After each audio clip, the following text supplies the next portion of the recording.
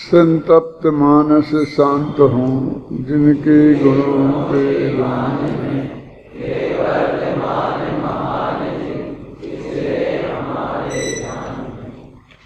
प्रवचन शास्त्र है। आचार्य कुंद देव ने इसी पवित्र भारत भूमि पर इसे बनाया। इसका ज्ञेय तत्व प्रज्ञापन अधिकार चल रहा है। ज्ञेय तत्व प्रज्ञापन के जो 3 भाग हैं, द्रव्य सामान्य अधिकार और द्रव्य विशेष अधिकार, और तीसरा है ज्ञान ज्ञेय विभागाधिकार। जब यह अधिकार आरंभ हुआ था तभी चर्चा अपन ने की थी कि पहला है ज्ञान तत्व प्रज्ञापन अधिक महाधिकारों में, और दूसरा है ज्ञेय तत्व प्रज्ञापन में। और ये जो अधिकार है ये ज्ञान और ज्ञेय में विभाग करने वाला अधिकार है। तो वास्तव में तो ये उसका ही थर्ड पार्ट है अथवा तीसरा हिस्सा है। पहले ज्ञान का स्वरूप समझाया, फिर ज्ञेय का स्वरूप समझाया, और फिर इन दोनों का में क्या भिन्नता है, ज्ञान ज्ञेय विभागाधिकार। तो इसको स्वतंत्र तीसरा अधिकार के रूप में होना चाहिए। माने ये इतना अधिक महत्वपूर्ण है कि ये अकेले ज्ञेय तत्व के का ये उपसंहार नहीं है। ज्ञेय तत्व की कोई बात रह गई हो वो नहीं है ना। अचरणान योग सूचक चूलिका को तो वो अधिकार ही नहीं मानते हैं, और इसको उनने ज्ञेय तत्व प्रज्ञापन अधिकार का ही एक पार्ट उनने मान लिया। खैर जो भी हो, लेकिन जब ज्ञान और ज्ञेय, तो उन्होंने ज्ञान माने भगवान आत्मा, जिसका वर्णन किया था ज्ञान तत्व प्रज्ञापन में, जिसकी निर्मल पर्याय केवल ज्ञान रूप होती है, और जो ज्ञानानंद स्वभावी है, ज्ञान और अतीन्द्रिय आनंद, अतीन्द्रिय ज्ञान और अतीन्द्रिय आनंद जिसमें से प्रकट होता है, ऐसा ये भगवान आत्मा, और दूसरी तरफ सारी दुनिया ज्ञेय, ज्ञान और ज्ञेय। यद्यपि ज्ञान और ज्ञेय अधिकार में दोनों में भेद बता रहे, लेकिन ज्ञेय को इनने प्रतिनिधि के रूप में देह में समेट लिया। क्या वो देह की बात करते हैं? क्यों कि सारी दुनिया तो आलोकाकाश भी तो ज्ञेय है ना, लेकिन ऐसा स्पष्ट देखने में नहीं आता कि कोई कहता मेरा आलोकाकाश है। जिन जिन में अपनी एकत्व बुद्धि ज़्यादा होती है उनको इनने पकड़ा है। तो एकत्व बुद्धि बाकी के जो 6 द्रव्य हैं उनमें खासकर पुद्गल द्रव्य से ही ज़्यादा है, और द्रव्यों से नहीं है, क्योंकि वे अमूर्तिक द्रव्य हैं उनका, और वे हलन चलन रूप नहीं है, अपने जगह स्थित रहते हैं। उनका एक सुनिश्चित काम है जो अपन ने द्रव्य संग्रह वगैरह में पढ़ लिया है, और वो बिल्कुल जैन दर्शन में धर्म द्रव्य की बात आई तो तोयम जय मच्छानम, और अधर्म द्रव्य की बात आई तो छाया जय पथिका नाम। यही पैटेंट उदाहरण है सभी आचार्यों ने, और एक गाथा से ज़्यादा किसी ने उसमें नहीं लिखी। उसका मतलब है कि लिखने में कोई ज़्यादा कुछ नहीं था। जैसे एक द्रव्य हैं ऐसे वे भी द्रव्य हैं, तो उसमें भी अनंत गुण हैं, उनमें भी सब है, लेकिन हमारी उसमें से एकत्व बुद्धि का ऐसा इतना स्पष्ट संबंध नहीं आता। लेकिन ये जो पुद्गल है इसके साथ आता है, और पुद्गल को फिर न 2 भागों में बांट दिया, एक को सद्भूत में और एक को असद्भूत में। मतलब खासकर सद्भूत में तो सब आत्मा की विकारी पर्यायों को ही लिया है, असद्भूत में एक उपचरित तो एक अनुपचरित, तो अकेली देह को अनुपचरित में लिया। बाकी स्त्री पुत्र मकान जायदाद इनके बारे में भी बहुत कमेंट्स किए हैं, फिर भी उतने अधिक नहीं। क्योंकि ये स्पष्ट प्रगट पर, छड़ेला की भाषा में हम कहें ना, कि ये तो प्रगट पर हैं। इनकी भिन्नता समझाना बहुत आसान है। क्यों कि उन्होंने छड़ेला में तो लिखा प्रगट पर हैं, और मोक्ष मार्ग प्रकाशक में उन्होंने बताया कि इनका मरण होते देखा जाता है, हमारे सामने वियोग होते देखा जाता है, एक जना यहाँ रह जाता है, दूसरा बम्बई चला जाता है। ये सब हम स्त्री पुत्रादि का वियोग स्पष्ट होते देखा जाता है, इसलिए भिन्नता आसानी से पता चल जाती है। जब कोई बेटा अपना कहना नहीं मानता है, वही कहने लगता है कोई किसी का नहीं है, जैसे धर्म का कोई संबंध नहीं है। जिस दिन धर्म की चर्चा में एक दिन भी उनने ऐसा विचार तक नहीं किया, लेकिन जब थोड़ी सी अनुकूलता नहीं होती है पारिवारिक, तो बराबर वैसी ही बातें करने लगते हैं जैसे कि वैराग्य होते समय ज्ञानी धर्मात्मा करते हैं। लेकिन ज्ञानी धर्मात्मा जीवों का तो वैराग्य वैराग्य रूप होता है, और उनका वैराग्य द्वेष रूप हो जाता है। अभी तक वे अपना मान के राग करते थे, और अब अपना कोई किसी का नहीं है ऐसा मानकर द्वेष करते हैं। तो एक शरीर ही रह जाता है जिसमें सचमुच इसकी बहुत गहराई से एकत्व बुद्धि होती है, और इसके वियोग की संभावना वजह दूसरों को मरते देख करके ही एक ऐसा प्रसंग है कि ये जान सकता है कि ये जुदा है।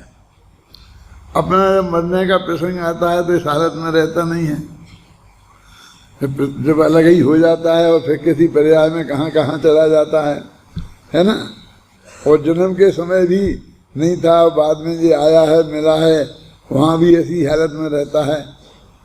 तो पूरी जो होश हवास की हालत है, उस हालत में इस शरीर का वियोग होते नहीं देखा जाता। इसलिए इनकी भिन्नता के संदर्भ में बहुत बातें उन्होंने कही हैं। अभी तक का जो ये प्रकरण हुआ है, ये 61 गाथा तक अपन ने पढ़ा। जो हुआ है वो बात मैंने तुम्हें बताई। एक गाथा और उस वक्त हो जानी थी, मन में भी था कि हो जाए, लेकिन ये अंतिम समय नहीं मिला अपन को समय, और ये गाथा रह गई थी। अगली गाथा से प्रकरण बदलेगा,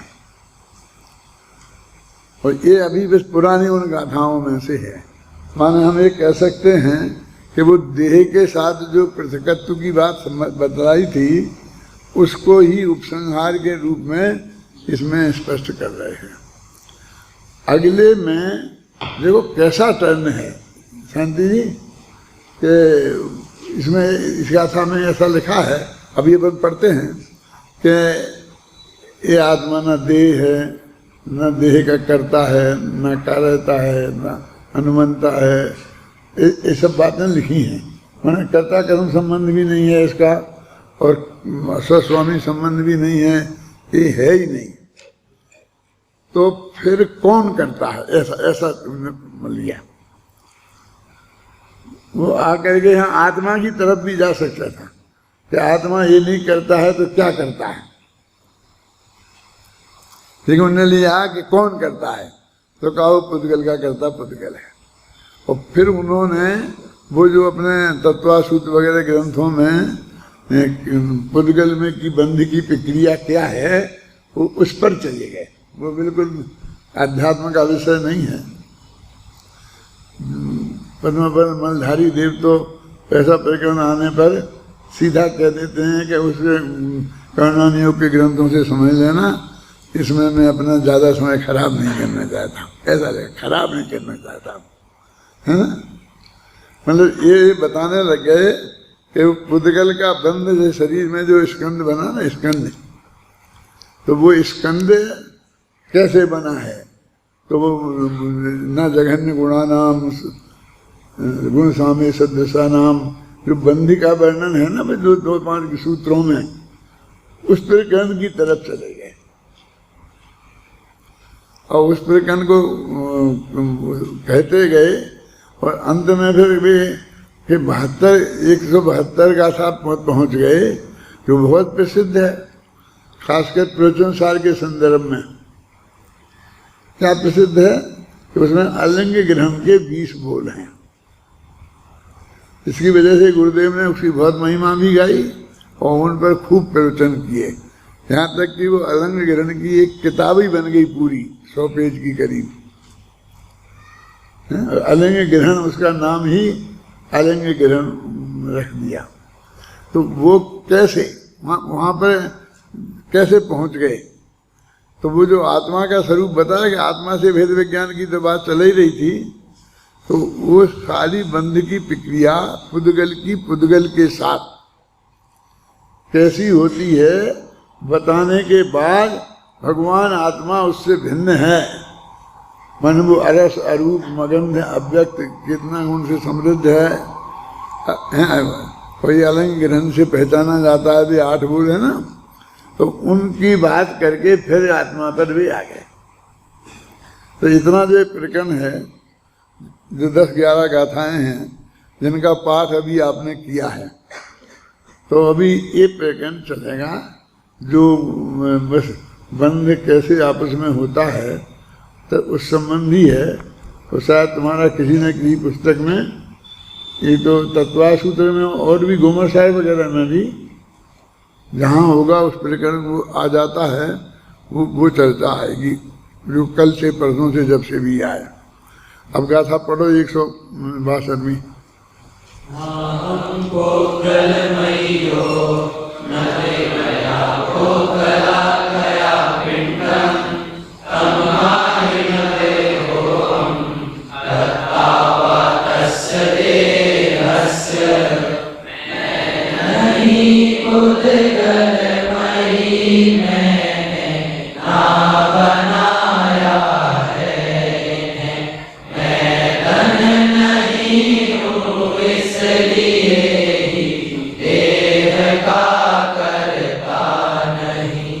देखो अत्यंत स्पष्ट है। ऊपर की लाइन में तो सामान्य बात, कॉमन बात कही कि मैं पुद्गलमयी नहीं हूँ, मैं पुद्गल का करता नहीं हूँ, यानी पुद्गल द्रव्य की बात की।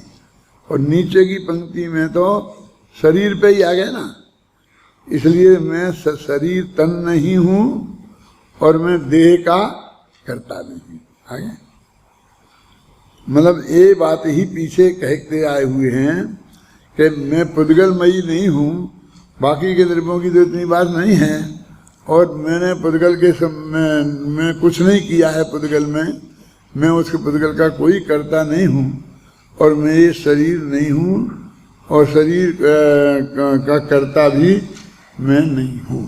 तो ये गाथा उस प्रकरण की समाप्ति रूप गाथा है। फिर ये कहेंगे कि तुम नहीं हो शरीर, तो शरीर में जो स्कंद बना है, शरीर का नाम है मोटे तौर से पुद्गल परमाणुओं का स्कंद, बस आत्मा का एक है। इसमें अभी जब तक जिंदा हैं हम, तो अनंत पुद्गल परमाणुओं का स्कंद है और एक आत्मा। तो कहने को तो हम कह सकते कि नहीं, बराबरी का हिस्सा है, लेकिन वो तो आत्मा तो एक है ना। किसी होटल में कोई जीव ने खाना खाने गए, तो उसने पूछा कि होटल में तुम्हारे क्या है, साग सब्जी क्या बनता है, ये क्या बनता है, जी बताओ, पूछते हैं ना, क्योंकि रोटियां तो सब जगह एक सी ही होती हैं, जो भी बना लेते हैं, पुड़ी बुड़ी जो भी बनाते हैं, बस जानते नहीं होटलों में क्या बनता है। लेकिन उस सब्जी के बारे में जरा देता है, तो उन्होंने कहा अंगूर और काशी फल की सब्जी है। काय की सब्जी है? तो उन्होंने कहा कि भाई अंगूर कितना होगा और काशी फल कितना होगा, क्या आधा आधा, समझ नहीं ना। तो क्योंकि अंगूर बहुत महंगा आता है और काशी फल सस्ता है, तो काशी फल ज़्यादा डाल देते होंगे, वो सोच रहा है, पर अंगूर थोड़ा कम डालते होंगे। तो उसने कह दिया कि नहीं, आधा आधा है। तो बाद में जब खाने बैठे तो देखा तो अंगूर तो दिखाई नहीं। तो उससे पूछा कि तुम तो कह रहे थे कि अंगूर और काशी फल आधा आधा है। कहा ठीक है ना, आधा काशी फल और आधा अंगूर। एक काशी फल के 2 टुकड़े किए, समझे ना, तो आधा डाला। तो एक अंगूर के 2 टुकड़े किए और आधा डाला। तो आधा अंगूर और आधा काशी फल हो गया ना। ऐसे ही शरीर का है, आधा आत्मा और आधा पुद्गल। लेकिन पुद्गल के तो अनंत परमाणु हैं और आत्मा तो एक ही है।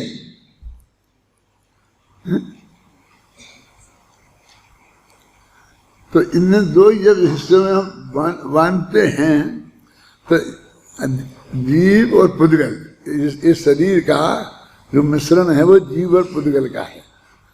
और अभी हम जब माने तो एक हिस्से को अपन छोड़ देते हैं और दूसरे को रखते हैं। जैसे कि अपन गेहूं और कंकड़ है, उसमें कंकड़ है ना, तो अपन बीनते हैं तो कंकड़ों को फेंक देते हैं और गेहूं को अपना लेते हैं। मैं दोनों को अलग अलग किया, जाना और अलग किया, और फिर एक को ग्रहण करना है और एक को अपने से पृथक करना है। तो इस आत्मा में वो पुद्गल को पृथक करना है और आत्मा को पृथक करना है। लेकिन तो आत्मा तो एक ही आएगा ना, और पुद्गल के अनंत परमाणु आएंगे, और उसमें हमें अपनापन किसमें करना है? वो अनंत वाले इस बड़े हिस्से में नहीं करना है। वो जो एक वाला छोटा हिस्सा है ना, कि वो आत्मा में हूं। अब समझो तुम्हारी कितनी हिस्सेदारी है। इसीलिए मैं ये भी कहता हूं ना कि जैसे कोई एक आदमी बहुत बड़ी कंपनी है, मारती है ना अपनी, समझ लो कारें बनाती है, और उसका हमने एक शेयर खरीद लिया और उसका मालिक हम अपने को समझने लगे कि आप क्या काम करते हैं, आपको मालूम नहीं है? नहीं, हमें नहीं मालूम। क्या कर रहे हैं? ये मारुति कंपनी है ना, मारुति दिल्ली के पास, क्या है, गुड़गांव में। अच्छा, यहाँ वो अपनी ही तो है। अच्छा, हमें नहीं मालूम था कि हम मारुति कंपनी के मालिक से बात कर रहे हैं। अच्छा, मैं आपसे पूछता हूँ, कौन है उसका मालिक? तो कहा, जो शेयर धारक है वही तो है ना, तुमने शेयर धारक हो ना। तो इस शरीर के इस पिंड में हमारी यही पोजीशन है कि मेरे पास एक शेयर है और हम उसके वैसे ही मालिक बने हैं, उतना ही बड़े मूर्ख हैं जैसे वो एक आदमी एक शेयर खरीद कर उस कंपनी का मालिक अपने को माने और उसके जोम में डोलता फिरे। ऐसे ही इस देह रूपी कंपनी का में एक शेयर खरीद है हमारा, और हम ही उसके पूरे मालिक बन बैठे हैं अपनी मान्यता में। और हम कह रहे मैं जैसा चाहूँगा होएगा, शरीर को जैसा मैं रखूँगा जैसा रहेगा, मैं जैसा करूँगा वैसा होएगा। ये सब अपने ऐसा बोलते हैं, मैं चाहता हूँ जैसा भोगूंगा। बाबू भाई जो है इसमें इसी पे बहुत ज़्यादा व्याख्यान देते थे।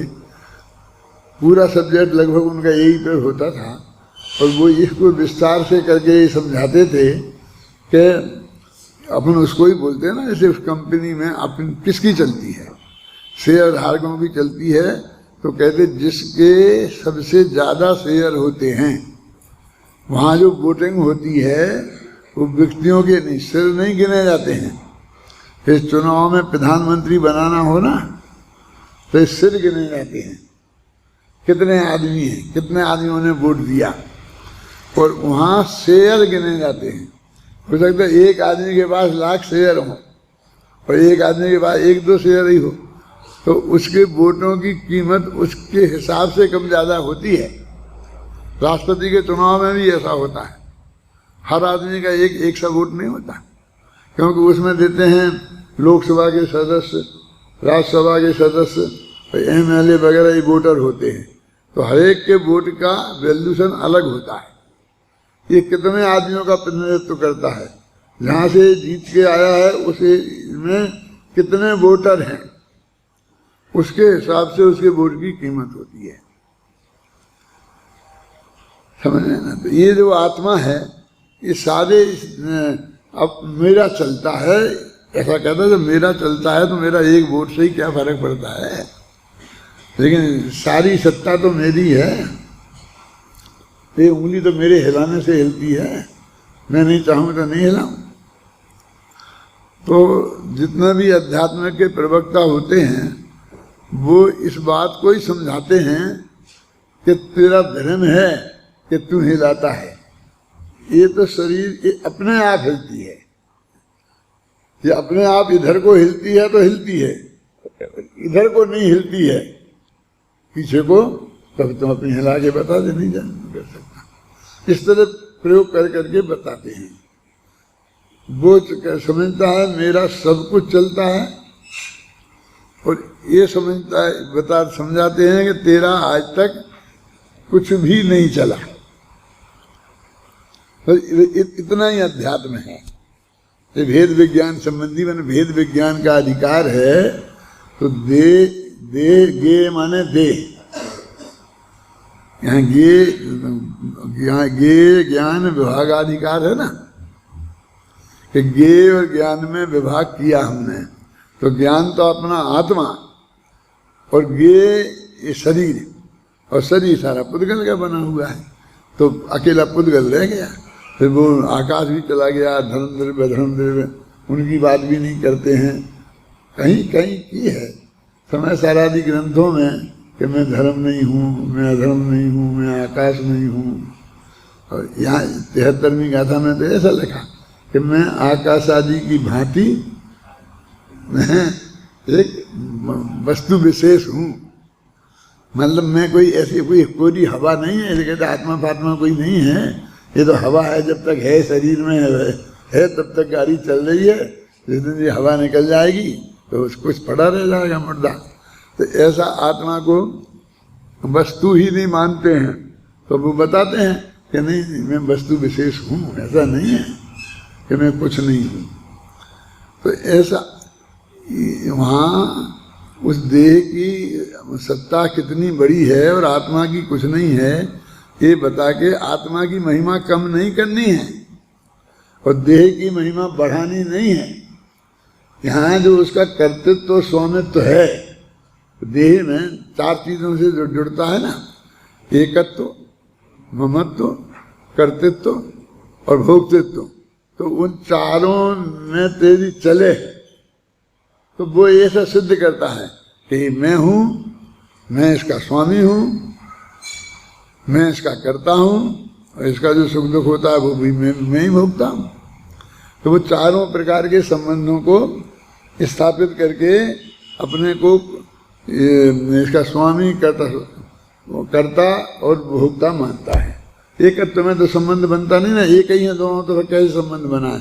संबंध की बात आती है तो कर्ता कर्म संबंध, भोक्ता भोग संबंध और स्वस्वामी ये संबंध की बात आती है। ये ऐसा मानता है तो उससे भेद विज्ञान कराना है। तो उस वक्त बताते कि तेरी अब 2 कौन हैं, एक देह और एक आत्मा। देह गेय की जगह और आत्मा अपने जीव की जगह है। तो ये समझाना है ना। अभी सारी दुनिया को सारा लोकालोक गेय है, तो इस लोकालोक की हम कहाँ तक बोलेंगे। इसलिए जो अत्यंत नजदीक का संबंध है, जिसके आधार पर तुम्हें समझाया जा सकता है और जिससे संबंध तोड़ने की बात है, जिससे अपना एकत्व ममत्व तोड़ने की बात है, उसको प्रमुख बनाकर ये गाथा, ये नहीं इसकी पिछली जो गाथाएं हुई हैं उनको इनको मुख्यता से बनाया गया है। अभी अपने जो मिशन है अध्यात्म का पूज्य गुरुदेव श्री के प्रताप से, उस मिशन में भेद विज्ञान की जो गहराई से चर्चा होती आई, तो ये देह वाला भेद विज्ञान जो है ना, स्त्री पुत्र मकान जायदाद, ये तो सारी समाज में चलता है। और सारी समाज वाले पंडित भी इसकी बात करते हैं और भजनों में जगह जगह जब भी जरा थोड़ा सा उनको आध्यात्मिक भजन कहते हैं, जहाँ देह जुदी है और आत्मा जुदा है ये बताया जाए, उसको अध्यात्म कहते हैं। सब करते ही थे, फिर अपने राग से भिन्न फिर निर्मल पर्याय से भी भिन्न, फिर गुण भेद से भी भिन्न, प्रदेश भेद से भी भिन्न, इन सब से भिन्न भेद विज्ञान की चर्चा आई और उसको हमने सूक्ष्म और महान चर्चा मान के और फिर देह के भिन्नता की बात ही नहीं करते, स्त्री पुत्र आदि और देह से भिन्नता की बात ही नहीं करते कि वो तो गहरी बात तो वो है ना परमात्मा। इससे नुकसान क्या हुआ शांति जी कि विरक्ति तो स्त्री पुत्र आदि और रुपया पैसा और देह से ही होनी थी, क्योंकि इन्हीं के राग में हम लिप्त हैं, है ना। तब उसमें तो फिर आराम से मगन रह रहे, ठाट से रह रहे, खूब अच्छे चित्र फुलेल लगाकर शरीर को सजाकर, शरीर को स्वस्थ रखकर, व्यायाम करके, जो भी अपने प्रक्रिया हम समझते हैं दवाइयों से लेकर और इनको स्त्री पुत्र आदि की अनुकूलता बनाकर इनको हम अपना मस्त हैं। और फिर वेद विज्ञान की बात आई तो केवल ज्ञान है वेद विज्ञान से। अब वहाँ कोई ज़्यादा तकलीफ नहीं है क्योंकि वो है ही नहीं। कोई सामने वाली पार्टी खड़ी हो तो उसमें ज़्यादा दिक्कत हो ना, कि भाई हम केवल ज्ञान में नहीं, तो अभी केवल ज्ञान है ही नहीं, जो है नहीं वो मैं नहीं हूँ, तो उसमें तो कोई दिक्कत होती आना ही नहीं है। बस गुण भेद से भी भिन्न हूँ, इससे भी भिन्न हूँ, इससे भी भिन्न हूँ, उसकी भी अपेक्षाएं हैं। जैसे उनसे भिन्न बताने की क्या अपेक्षा है कि उसे हम अपने ज्ञान का ध्येय बनाएंगे, ध्यान का ध्येय बनाएंगे, तो पर्याय है, पर्याय एक समय की होती है, तो प्रति समय हमारी दृष्टि निराश्रय होगी क्योंकि वो प्रति समय बदलेगी। उसके अपने अलग हेतु हैं मेरे कहने का मतलब, और वो भी है, उसका भी वर्णन है, लेकिन हमारा ये भी है। लेकिन प्रवचन जैसे शास्त्र से की बात को लेकर के हमको फिर एक दफे इस लेवल पे आके खड़ा होना पड़ता है। इसलिए मैं ये कहता था परमात्मा कि आप लोग कहते हो कि ये स्थूल बात है, तो प्रवचन सार के ज्ञान के विभाग का अधिकार है। पहले ज्ञान तत्व प्रज्ञापन अधिकार हो गया, वो अपने आप में सर्वज्ञता की बात है ना, तो कितना कठिन है प्रकरण। फिर दूसरा ज्ञेय तत्व प्रज्ञापन अधिकार हो गया, जिसमें उत्पाद व द्रव्य द्रव्य गुण पर्याय की बात है, तो वो अपने आप में जटिल कठिन सब्जेक्ट है। और उसके बाद फिर कहते शरीर में नहीं हूँ, कि तुमने इतनी बातें हमारे लिए शरीर में नहीं हूँ जो हमने पैदा होते ही सुन लिया था। अपने घरों में तो चलता ही है ना, वे भजन चलते रहते हैं, माताएं गाती रहती हैं, देखिए 2-2 वर्ष के बच्चे भी सुनते रहते हैं, वे भी ऐसी बातें करते रहते हैं। जो थोड़े भी धर्मात्मा घर हैं, शुद्ध सात्विक वृत्ति वाले घर हैं, उनमें तो ऐसा होता है ना। अब प्रवचन सार में फिर वही उन्हीं से भेद विज्ञान की बात करते हैं। अब एक बात मैं कहता हूँ इसके लिए कि ये छोटा नहीं है सब्जेक्ट। क्यों कि जब भी सम्यक दर्शन होगा तो जिन जिन से भेद विज्ञान जरूरी है उन सभी से भेद विज्ञान होकर होगा ना। जैसे केवल ज्ञान से भेद विज्ञान आपको हो गया तो देह से नहीं करना पड़ेगा, स्त्री पुत्र आदि से भेद विज्ञान नहीं करना पड़ेगा। केवल ज्ञान तो अपना नहीं रहेगा और स्त्री अपनी बनी रहेगी, पुत्र अपना बना रहेगा। इनसे भी जरूरत है कि नहीं है। जिस दिन हम सम्यक दर्शन होने के बाद सम्यक चारित्र प्रकट होगा ना, बोलते सम्यक ज्ञानी हुए बहुहृदय चारित्र लीजिए, तो उस दिन केवल ज्ञान को छोड़ोगे कि सम्यक दर्शन को छोड़ोगे कि स्त्री पुत्र आदि को छोड़ोगे कि देह से ममता छोड़ोगे।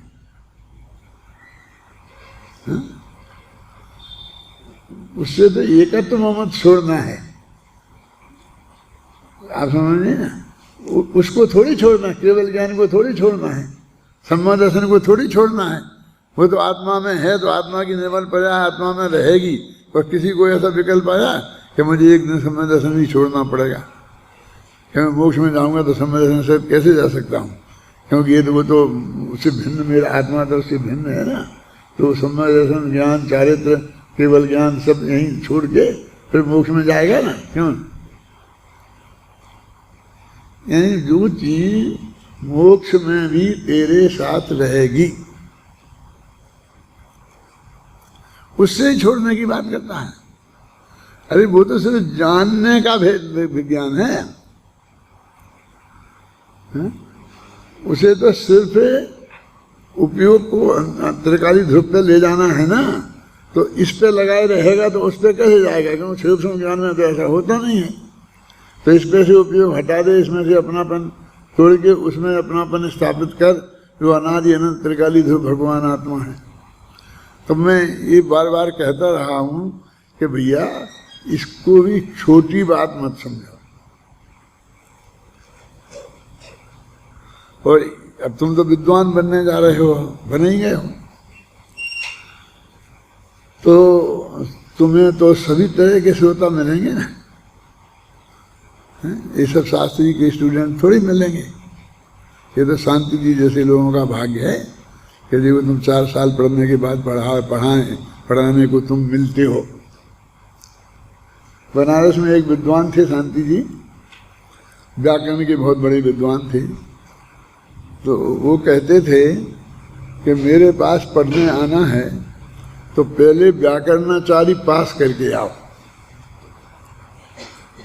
फिर मैं तुम्हें व्याकरण पढ़ाऊंगा। तो हमारे गुरु जी हमें सुनाया करते थे, जो व्याकरण पढ़ाते थे, तो वो ये कहते थे कि हमारे वो फलाना विद्वान ऐसे बड़े थे, फलाना विद्वान ऐसे थे, कितने बड़े विद्वान थे। तो हमको हंसी आती थी, कैसी बात करते। अब वो व्याकरणाचार्य हो गया, व्याकरण का सबसे बड़ा विद्वान हो गया, अब उसे ये क्या पढ़ाएंगे। अब अभी आज समझ में आता है कि हम कहते हैं कि हमेशा तुमको तत्व समझना है ना, तो शास्त्री पास करके आओ, फिर हमको तुमको जैन धर्म समझाएंगे। तो फिर तुम जैन धर्म क्या समझाओगे, फिर तो हम दूसरों को समझाने लगेंगे जैन धर्म। तुम भी समझाते रहना दूसरों को, हमसे भी तुम समझते रहना।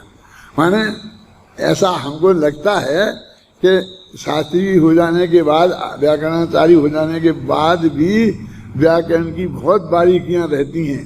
ऐसे जैन तत्व ज्ञान में भी बहुत बारीकियां रहती हैं।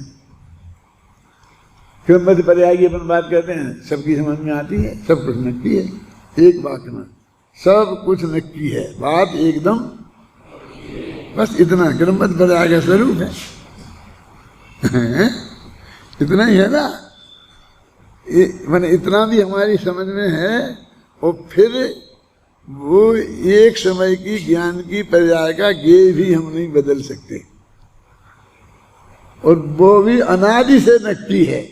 अब ये भी बात किरमत पर्याय में है, जो पूरी 10 साल 20 साल समझ लो, हमने भी 20-25 साल किरमत पर्याय की श्रद्धा में बिता दिए, और बाद में ख्याल में आई देखो ये तो कह रहे ये वो ना परीक्षामुख सूत्र के आधार पर बताई ना तुमको कोई बात, हमें ये नहीं बदल सकते, समझ गए ना। ये तो इतनी बारीक बात है ना। वो जिस शास्त्री पास हो जाए और तब तक ये बात ख्याल में नहीं आए, तो उसे फिर ये बात समझने की जरूरत है ना।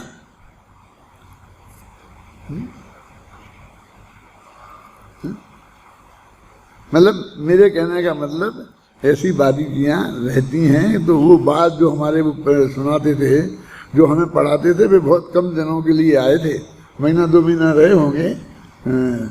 उनका नाम था शंभूनाथ त्रिपाठी, ब्राह्मण थे। 7 तीर्थ पास किए थे उनने, 7 तीर्थ और 5 विषयों में आचार्य, तो पंचाचार्य 7 तीर्थ, शंभूनाथ त्रिपाठी उनका नाम है। क्या वे कभी कोई कहा कि किताब में उठाते नहीं थे पढ़ाने के लिए, बस बैठे वैसे बोलते चले जाते थे, जो भी पढ़ाना हो वो विषय बराबर बोलते चले जाते थे। वैसे शाम को आराम करने की मूड में अकेली धोती पहने, ये सब बनियान बने, पर गर्मी के दिन होते थे तो बनियान ही पुसाती थी, तो अपनी खटिया पर लेट जाते थे और लड़की बगल में बैठे रहते थे 2-4, और वे बोलते रहते थे, व्याकरण के सूत्र समझाते रहते थे, ये बोलते रहते थे, बताते रहते थे। तो हम लोग आपको सब याद है, आपको सब याद है बोलते थे, तो वो उनकी बताते थे, उनके गुरु जी के जो व्याकरणाचार्य पास हो जाने वाले आते हैं उन्हें वे पढ़ाते हैं सब। अब वो जो मजा जो उस वक्त का था पढ़ने पढ़ाने का, गुरु शिष्य का अब वो मजा नहीं है तुमको। अब तो तुमको सब अप टू डेट घोड़े बन के, घोड़ा कस के जाते ना, उसमें बैठ के तो पूरी तरह से लगाम लगाम लगा करके ऐसे ही चलना पड़ता है। अब तो ड्रेस में आओ, ड्रेस में आओ, इसमें आओ, दे आओ, दे आओ। हम तो अपने अब जमाने में ऐसे ही पढ़े, गुरु जी ने भी बनियान खोल दी और हमने भी बनियान खोल दी और भी लेटे लेटे पढ़ा रहे हैं, तो पढ़ रहे हैं क्या न, हमें किताब खोलना है। उस जमाने में उजिले की व्यवस्था ही नहीं थी। जब पढ़ते थे हम लोग तो एक दीपक जला लेते थे, बीच में लालटेन, एक लालटेन बीच में रख लेते, 6 विद्यार्थियों को एक लालटेन मिलती थी, तो बीच में चौकी पे वो रख दी और 6 विद्यार्थी एक कमरे में रहते थे, वो उसे चारों तरफ बैठ गए और उससे पढ़ते थे। और उसमें भी तेल भी नाप के मिलता था, उसमें 2 घंटे से ज़्यादा नहीं पढ़ सकते थे। 2 घंटे से ज़्यादा जलाएंगे तो वो तेल नहीं मिलेगा, फिर तेल अलग से बाजार से खरीद के लाना पड़ेगा। संस्था से 2 घंटे का जले इतना तेल मिलता था लालटेन में। जैसे मान लो 3 दिन में एक दफा भर के दे देंगे बस वो, और फिर आप पढ़ो। तो उजाले की व्यवस्था ही नहीं थी, तो फिर तो रात में ज़्यादा पढ़ना होगा तो ऐसा ही पढ़ना पड़ेगा ना। एक पंक्ति पढ़ ली कि ना हम पौगल मयो ना ते मया पौगला कया पिंडम, फिर बस घूम रहे हैं, कोई बोल रहे ना हम पौगल मयो, 5-7 दफे बोली तो गाथा याद हो गई, फिर आगे गाथा बोलने लगी। मतलब 2 दफे नहीं देखते थे, उसमें एक ही दफे देखते थे और बाकी चलते चलते ऐसे बैठते पढ़ते रहते थे। उसी पंक्ति को दोहराते रहते थे जिसको जितनी दोहरानी है। अब आजकल तो पढ़ना मरना भी बहुत ज़्यादा हो गया, और आजकल तो तुम्हारे क्या आ गया है, क्या बोलते हैं उनको, तुम्हारे इतने छोटे छोटे से वो मोबाइल, और उसमें से आँखें गड़ा गड़ा करके तुम्हारी आँखें कितने दिन चलेंगी। हमारी तो अभी 84 वर्ष तक चल रही है, 83 वर्ष तक, तुम्हारी चलेंगी इतने दिनों में।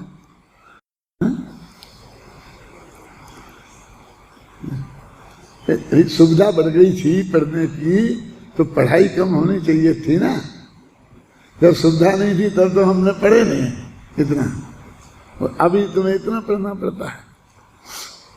तो ये जो गाथा 162वीं है, ये तो इस बात की है कि देह से भिन्नता की बात, देह सारे गे का प्रतिनिधि है,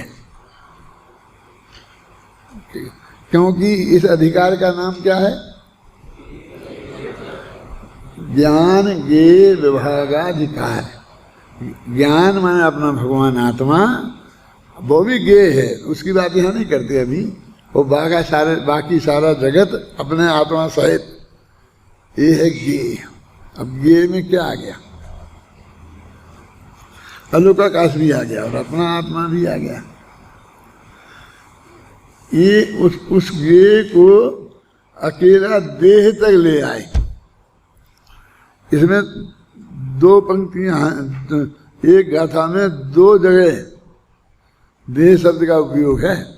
पढ़ो पूरी प्राकृत में, तम्मा हीणा देहो हम, इसलिए मैं देह नहीं हूं, है ना। देहो हम है ना, अहम अहम मतलब तम्मा माने इसलिए, तस्मात मैं देह नहीं हूं। और फिर आगे क्या लिखा है, कत्तावा तस् देह से, माने मैं देह नहीं हूं, माने देह से एकत्व मत छोड़ा, और मैं उसका कर्ता नहीं हूं, माने कर्तृत्व भोक्तृत्व छोड़ा। माने 2 जगह देह का प्रयोग किया और 4 चीजें छुड़ाई। समझ में आएगा क्या क्या छुड़ाई 4? हाँ, मैं देह नहीं हूं, इसमें एकत्व मत छुड़ाया, और मैं देह का कर्ता नहीं हूं, इसमें कर्तृत्व भोक्तृत्व छुड़ाया।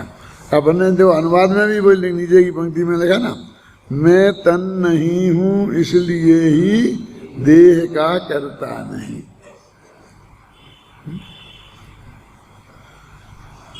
माने देह गे का प्रतिनिधि हो गया ना, क्योंकि अधिकार का नाम का क्या बताता है कि हमारा उद्देश्य क्या है। कि हम ज्ञेय अलग है और ज्ञान अलग है, ये समझाएंगे, तब तो उसका नाम है ना ज्ञान ज्ञेय विभावाधिकार है। अब हम ये करें कि देह माने आकाश, देह माने धर्म, देह माने अलौकिक, तो तुम कहाँ है जितना आता है डिक्शनरी, कौन सी डिक्शनरी में लिखा है, क्यों है? लेकिन इसमें से निकल रहा है कि नहीं, इस डिक्शनरी में से निकला कि नहीं निकला है? क्योंकि हम वहाँ देह को प्रतिनिधि के रूप में याद कर रहे, अकेली देह को देह नहीं गिनना, समस्त ज्ञेय हैं उसको देह के रूप में हम यहाँ पर ग्रहण कर रहे हैं। देखो अब मैं टीका पढ़ता हूँ। जिसका प्रकरण चल रहा है ऐसा यह शरीर, देखो ये आ गया ना, जिसका प्रकरण चल रहा है, इसका मतलब पिछली गाथाओं में देह से ही भेद विज्ञान करा रहे होंगे ना, है?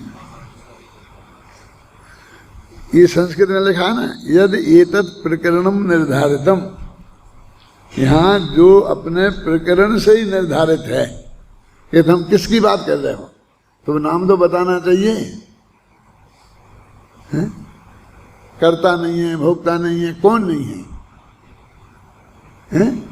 तो अपन कहेंगे आत्मा नहीं है, कौन है, देह का करता देह है, ऐसा नहीं ना, ऐसा जिसका प्रकरण चल रहा है ऐसा यह शरीर पुद्गल द्रव्यात्मक पर द्रव्य है।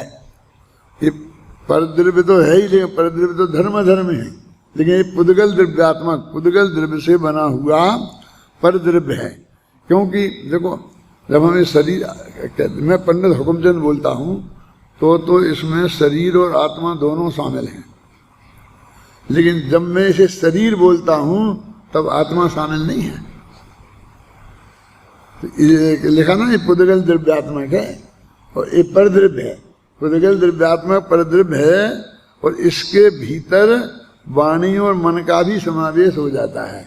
अब अकेला तुम शरीर ही नहीं लेना, ये बोल रहे हैं हमारी वाणी और मन, ये भी लेना, क्योंकि ये भी भाषा वर्णना और मनोवर्णना से बना है, ये शरीर आहार वर्णना से बना है, तो तीनों पुद्गल की वर्णनाएं हैं ना।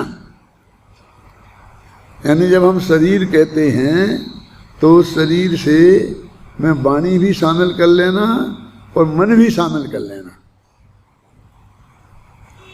जब वो द्रव्य संग्रह में अपन कहते हैं, अपन ने बहुत विस्तार से ली थी वो चर्चा कि माँ चिट्ठई, माँ जम्पई और माँ चिंतई, तो ये इन तीनों का ही मनोवचन काय का ही तो निषेध था, है?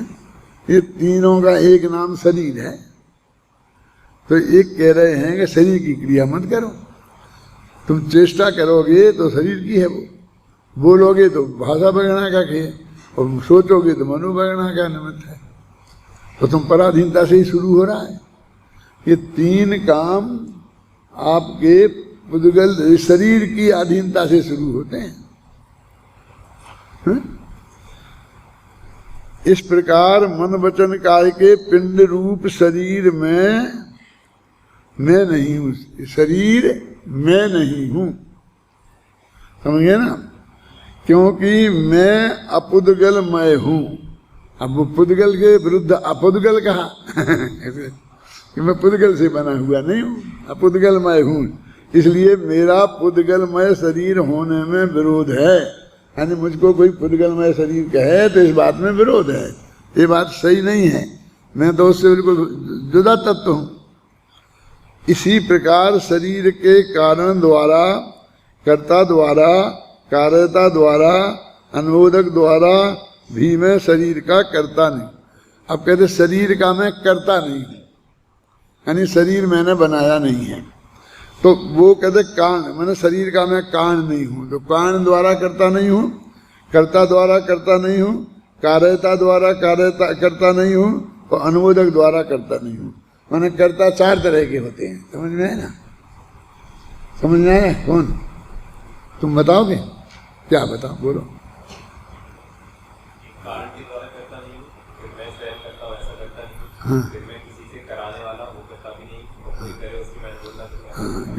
करने का जगत में काम होता है ना, तो हमें मैंने किया ऐसा भी बोलते हैं, फिर मैंने कराया, हमने नो करे, तो हम इसको भी कर, उसका भी हम करते तो अपने माथे पर लेते हैं ना। फिर किसी ने किया, नहीं तुमने बहुत अच्छा किया, यानी मतलब वो पापकारी था और तुमने के बहुत अच्छा किया, तो तुमने उसमें कुछ नहीं कर करके भी उससे जो पाप बंधा उसका हिस्सा अवश्य लिया। समझ रहे हैं? बहुत खतरनाक बात कह रहा हूं।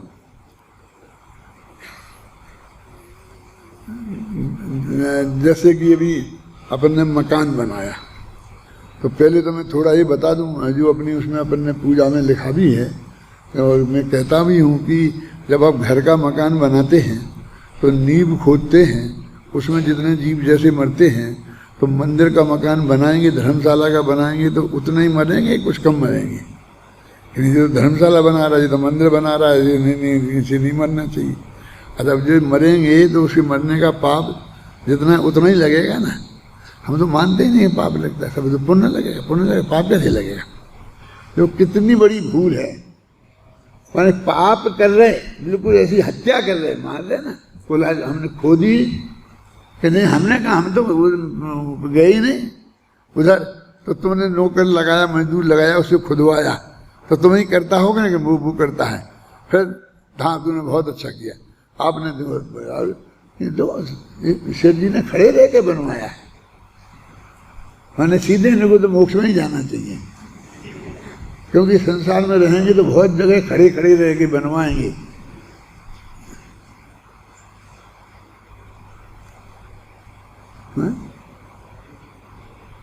तो एक तो वो अनुमंता भी करता होगा ना, कार्यता अनुमंता, ये सब कर्ता के रूप ही हैं, और हम इसको तो पाप ही नहीं समझते।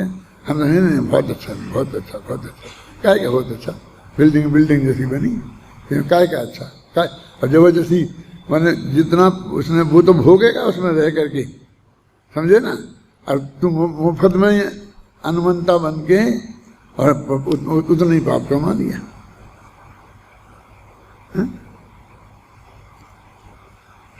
और यदि अपन नहीं कहें तो कैलाश जी ये क्या है रूखा पंडित, जितने लोग आते हैं कितनी प्रशंसा करते हैं,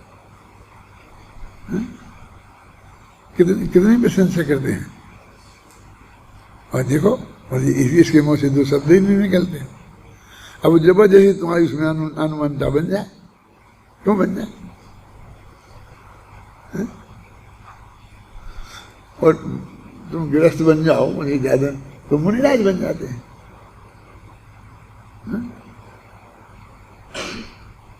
प्रसन्न होते हैं।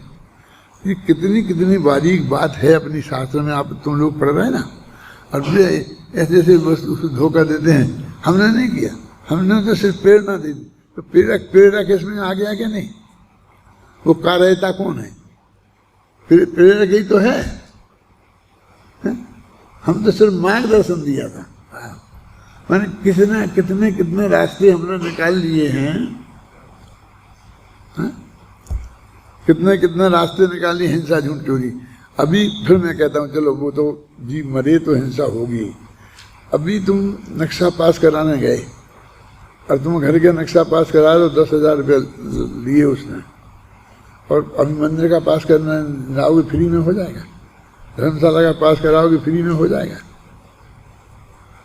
तो घूस देने जैसा महापाप भी तुमने किया नहीं? क्यों? अपने भारतीय संविधान में घूस देने और लेने दोनों ही अपराध हैं, और पकड़े जाए तो दोनों ही को सजा होती है ना। तो तुमने सजा हो ऐसा काम किया है, गवर्नमेंट से सजा मिलनी चाहिए ऐसा काम किया है, और तुम तो उसे पाप में ही नहीं मानते हो। तो धर्म पुण्य, पुण्य से धर्म।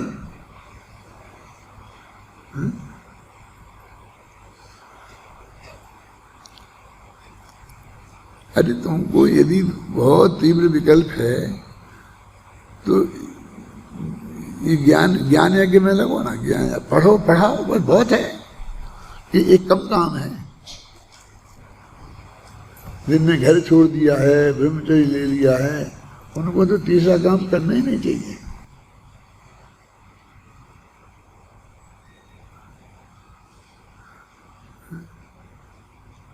हम क्यों इसमें हम जबरदस्ती। अभी ये हमारे पिताजी तो ज़्यादा पढ़े लिखे नहीं थे, लेकिन वे भी हमसे कहते थे, जब बाद में तो हमने पढ़ाया था, शास्त्री तक कराया था, लेकिन पहले जब हम थे अपने गांव में तब भी हमसे कहते थे, बेटा कभी मकान बनाने का मौका आवे तो बनाना नहीं, बना बनाया खरीद लेना। क्या? क्यों? तुमने कितनी हिंसा, कितना पाप होता है, अपन को नहीं करना बना बनाया खरीद। आज बना बनाया किसी को पसंद नहीं आता, और बना बनाया खरीद लेते हैं ना परमात्मा, तो उसे पूरा जमीन से तोड़ते हैं। तो तोड़ने का पाप अलग। क्यों? कि एक कमरा है ना, ये 12x15 का है, तो तुमने क्या है, तुमने बनाया नया वो 12x16 का क्या हो गया? 12x15 में रह लेते क्या फर्क पड़ता था, है? तो ये सब लिखा। अभी तो ये बिल्कुल श्रद्धा के लेवल पे बात लिखी है। देखो हनुमंता ने ये बात श्रद्धा के लेवल की बता रहे, अभी क्रिया के लेवल की तो है ही नहीं। क्रिया की लेवल की तो अभी वो तो सब इसमें बिल्कुल। और ये बात पढ़ते नहीं क्या? सब पढ़ते हैं। देखो मैं पढ़ लेता हूँ, नहीं तो कल अपने इसी में लग जाएंगे, है ना। इस शरीर, इस प्रकार शरीर के कारण द्वारा, कर्ता द्वारा, कार्यता द्वारा और अनुमोदक द्वारा भी मैं शरीर का कर्ता नहीं हूँ। माने मैं ना अनुमोद ना करूंगा ना मैं, सबका एक साथ त्याग हुआ ना। क्योंकि अनेक परमाणु द्रव्यों के एक पिंड रूप परिणाम का अकर्ता मैं तो कहते एक परमाणु के पिंड का अकर्ता हूं। मैं अनेक परमाणु द्रव्यों के एक पिंड रूप पर्याय रूप परिणामात्मक शरीर का मेरे कर्ता रूप होने का सर्वथा विरोध है। माने बिल्कुल मैं शरीर की क्रिया का कुछ भी करता नहीं हूँ। तुम कहते हो कि मेरी आज्ञा के बिना पलक नहीं झमकती है, उंगली नहीं हिलती है, और ये कहता है मैंने इसमें कुछ नहीं किया। ये उंगली हिली तो मेरी श्रद्धा के हिसाब से मैंने नहीं हिलाई, अपने आप हिली। इसलिए नहीं कि यदि मैं हिला सकता होता तो हिलाता, नहीं हिला सकता होता तो भी नहीं हिलाता। ये तो भाग्य की बात है कि मैं हिला नहीं सकता। मैंने इसके क्रिया का कर्ता बनने का मुझे शौक नहीं है, क्योंकि वो कर्ता बनना श्रद्धा का दोष है। आप समझ रहे ना। ये जो मैंने हिला, अच्छा लगी थी, तो ये अनुमोदक, ये तो अनुमोदक हुआ तू, लेकिन तू तो करता ही नहीं है। इस देहादि की क्रिया का मैं करता नहीं हूँ, तो इसीलिए कैसी बात करते हो? तो बिल्कुल सब ऐसे ही अकड़ के रह जाएंगे, सब ऐसे कोई हिलाएगा ही नहीं। ऐसे हैं क्या समझ में? ऐसा बोलता, लेकिन वस्तु का स्वरूप ऐसा है, ऐसा ही है। ये बात इस भाषण में गाथा में गई, कर्तारु सर्वथा विरोध है। देखो बस और एक आध दो पंक्तियां लिखी होगी पीछे। समय हो गया मुझे मालूम है, लेकिन मैं वो आज इस गाथा को निपटाना चाहता हूँ। इस गाथा और इसकी टीका में मात्र यही कहा गया है कि आत्मा और शरीर भिन्न भिन्न पदार्थ हैं। यह भगवान आत्मा शरीर का ना तो करता है, ना कारण है, ना कार्यता है, ना अनुमंता ही है। उद्गल परमाणुओं से बना यह शरीर स्वयं परिणमनशील है और अपने परिणमन का कर्ता स्वयं है। इसी प्रकार भगवान आत्मा भी स्वयं परिणमनशील पदार्थ है। इस कारण भी वह अपने परिणमन का कर्ता स्वयं है। ना तो परिद्रव्य उसके कर्ता हैं और ना वह शरीर आदि परिद्रव्यों का कर्ता है। तो इस तरीके से एक गाथा में शरीर से भिन्नता की बात बताई, वो चार बातों से बताई कि ना हो करना, कराना, ना अनुमोदना करना, इस तरह से इससे भिन्नता थी। अब देखो आगे आता है ना कि परमाणु अथ कथम परमाणु द्रव्यानाम पिंड पर्याय परिणति इति संधि। अब कहते फिर परमाणुओं की स्कंद रूप पर्याय होती कैसे है? आत्मा करता नहीं है तो फिर ये सब बताएंगे कि पुद्गल परमाणु कैसे मिलते हैं, क्या होते हैं, स्कंद कैसे बनते हैं, वो जो वही रूखे से चिकने और चिकने से रूखे हैं मिलते हैं, वो प्रकरण आएगा। इसमें तो मुझे तो मेरा मन तो लगना नहीं है, इसलिए मैं जल्दी से जल्दी इसको खत्म करूंगा।